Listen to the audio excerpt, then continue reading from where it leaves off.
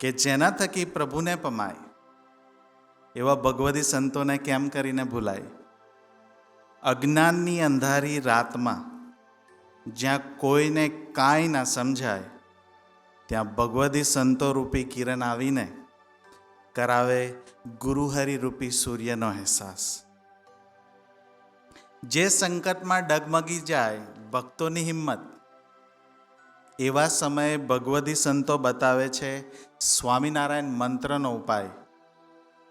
હા, એ વાત અલગ છે કે આ વાત જીવને ના મનાય, પણ ભગવદી સંતો તો ભૂલકું છે.